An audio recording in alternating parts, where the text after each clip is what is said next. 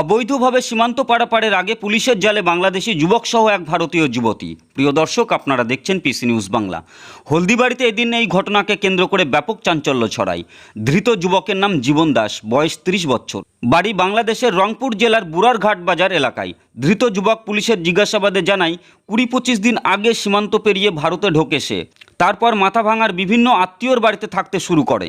এদিন গভীর রাতে হলদিবাড়ি ব্লকের তিস্তা নদী সংলগ্ন এলাকায় আসে সে। উদ্দেশ্য ছিল চোরাই পথে বাংলাদেশে ফিরে যাওয়ার।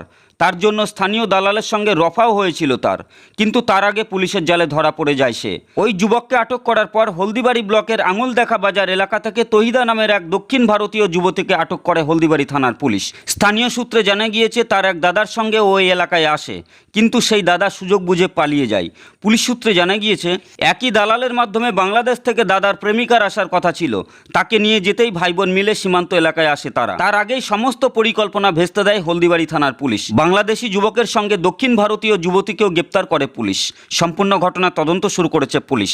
Bureau report, PC news Bangla.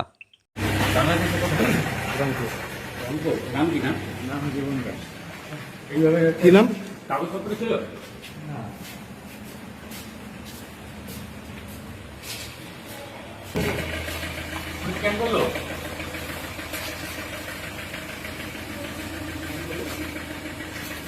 PC news Bangla, এই খবরটি ভালো লাগলে অবশ্যই লাইক এবং শেয়ার করবেন।